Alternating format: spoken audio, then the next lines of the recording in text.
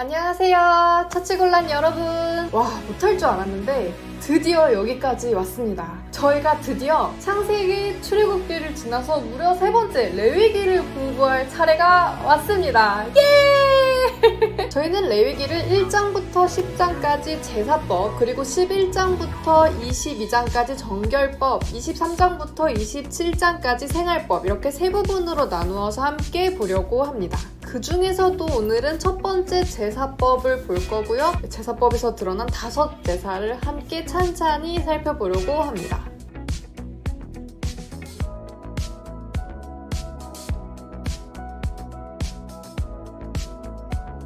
자, 레위기는요, 다 알겠는데, 다 좋은데, 정말 어려워도 너무 어렵습니다. 마치 법전을 줄줄줄줄 읽는 느낌이 들어요. 저희가 헌법이 좋은 줄은 알지만, 재밌지는 않잖아요. 잘 읽히지도 않고 술술술술 이렇게 넘어가는 책은 아니지 않습니까? 차라리 법을 시행하는 실제 사례를 뉴스로 접하면 훨씬 더 법이 입체적으로 느껴지긴 하죠. 훨씬 더 피부에 와닿지만, 헌법 제3조, 제4조 이런 법들을 줄줄줄 듣는 것은 사실상 우리에게 그렇게 잘 와닿지 않습니다. 레위기를 읽을 때에도 비슷한 어려움을 느끼는 것 같아요. 잘 읽히지도 않고 잘 그려지지도 않으며 솔직히 이게 왜 중요한지 잘 와닿지도 않습니다. 주로 성경을 창세기부터 쭉 읽어오다가 크게 좌절하고 멈추게 되는 부분도 바로 대부분 레위기입니다. 그러나 우리가 법을 통하여서 그 나라의 문화나 가치관, 분명하게 추구하는 목적, 정서, 의무감 등을 알 수 있듯이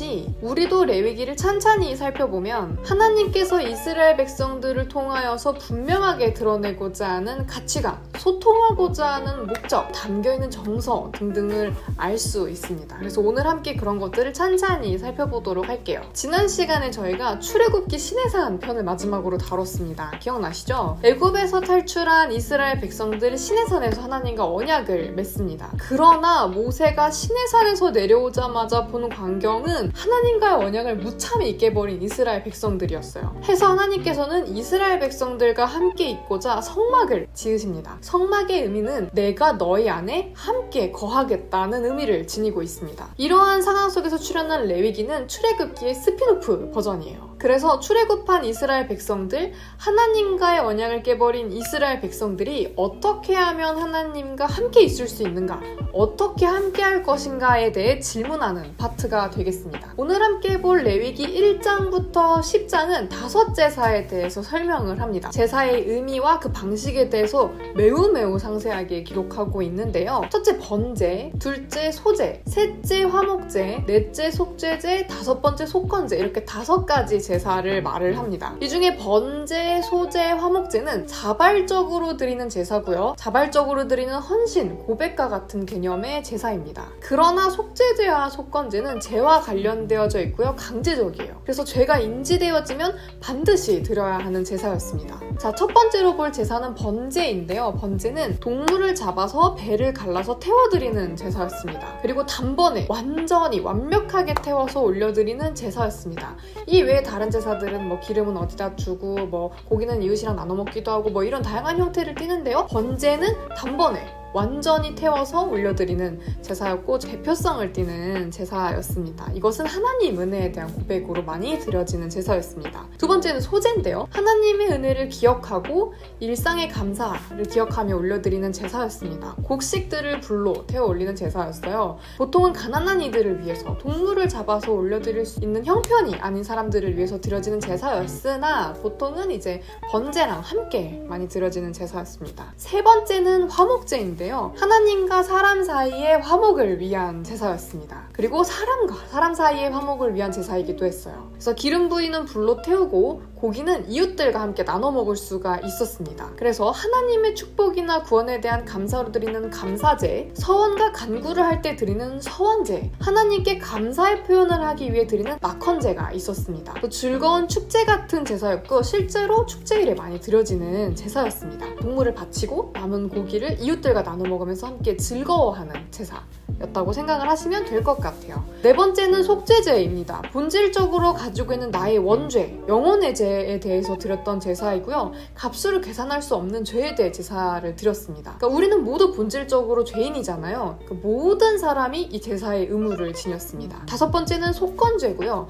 일상에서 발생하는 결함 및 침해에 대해서 드리는 제사였습니다. 이걸 배상제라고도 부르는데요. 왜냐면은 이것이 값으로 가늠할 수 있는 죄들, 예를 들면 이웃에게 상해를 입혔다든지 돈을 훔쳤다든지 이렇게 보상해야 하는 죄들에 대해서 드리는 제사였습니다. 더불어서 제사를 드림과 동시에 내가 침해를 입힌 건에 대해서 그 대상의 값의 20%를 더해서 배상을 해주어야 했습니다. 벌금이 있는 제사인 것이죠. 그래서 제사법 전반부에는 제물을 바치는 사람들 입장에서의 서술이 되어 있고요. 후반부에는 제사를 집행하는 제사장들의 입장에서 서술을 하고 있습니다. 자, 숨가쁘게 달려왔어요. 5가지 제사에 대해서 후루룩 한번 알아보았는데요. 이 제사들을 통해서 알 수 있는 특징이 몇 가지가 있습니다. 첫 번째는 모든 제사에는 희생양이 필요하다는 겁니다. 우리는 본디 자격이 없어요. 하나님께 나아갈 수 있는 자격이 없는 존재입니다. 왜냐면 아까 초반에 말했듯이 우리가 하나님과의 언약을 저버림으로 하나님과 함께할 수 없는 존재예요. 하나님은 거룩하고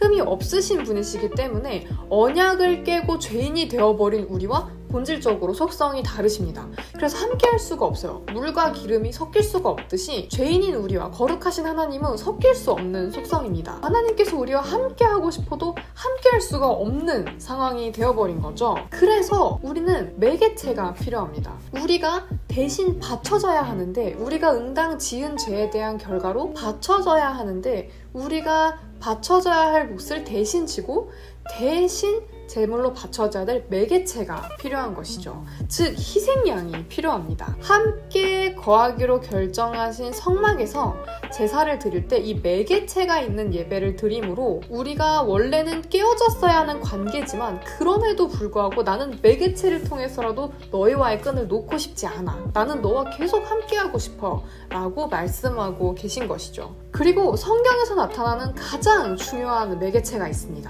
바로 하나님의 하나뿐인 아들 예수님을 그 매개체로 지정하신 것이 바로 그것입니다. 우리가 응당 우리의 죄를 위해서 우리가 우리의 것으로 제물을 바쳐서 하나님께 가까이 나아가야 하지만 하나님께서 자신의 아들을 희생시킴으로 믿기만 한다면 단 한 번의 결단과 제사로 말미암아 하나님과 영원히 떨어지지 않도록 계획하신 것이죠. 실로 엄청난 희생과 사랑이기에 이것이 가능할 수 있습니다. 두 번째는 뭐냐면요. 하나님께 드리는 예배는 하나님과 나 사이도 중요하지만 하나님과 나 그리고 내가 속해 있는 공동체도 매우 중요하게 생각한다는 점입니다.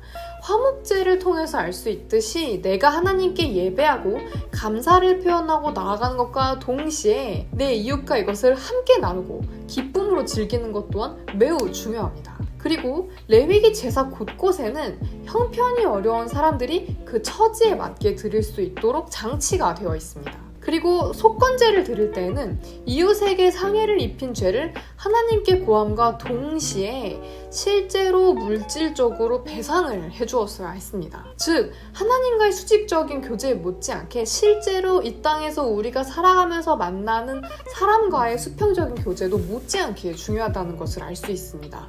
하나님 안에서 예배를 통해서 성취된 정신, 하나님께 드리는 제사를 통해 알 수 있는 하나님의 목표하는 바, 가치관과 정신은 우리의 머리와 말에서 끝나는 것이 아니라 행동으로 나타나야 하고 사회적으로도 실제로 실현되어져야 하는 것이죠. 누구에게? 바로 우리 주변에 있는 이웃에게 말입니다. 자, 오늘의 결론입니다. 여러분, 레위기 어렵죠? 그리고 레위기 제사를 저희가 오늘 이렇게 간단하게 말했지만 실제로 읽으면 난해하게 느껴지고 피부에 어렵게 다가올 수 있습니다. 이해해요. 그럴 수 있습니다.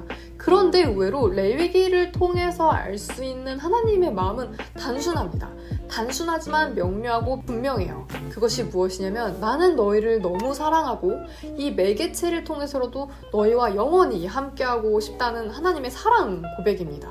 그리고 이것을 우리가 안다면 이것을 응당 우리가 예배로 드릴 만큼 실감하고 있고 깨우치고 있다면 멈춰있지 않고 머리와 말에서만 끝나는 것이 아니라 내 이웃에게 실천할 줄 아는 그리스도인이 되어야 한다는 것입니다. 매우 명료하고 간단하고 분명하지만 그 무엇보다 실천하기 어려운 것이죠. 하나님을 사랑하고 그리고 내 주변에게 주어진 내 삶에서 만나는 이웃들을 사랑하는 것, 이것이 레위기 제사법에서 말하는 분명한 가치관이라는 것을 여러분들이 기억하고 실천할 수 있었으면 좋겠습니다. 네, 오늘 레위기 성경 공부는 여기서 마치도록 하겠고요. 저희는 다음 주에 또 다른 레위기 공부로 돌아오도록 하겠습니다. 안녕!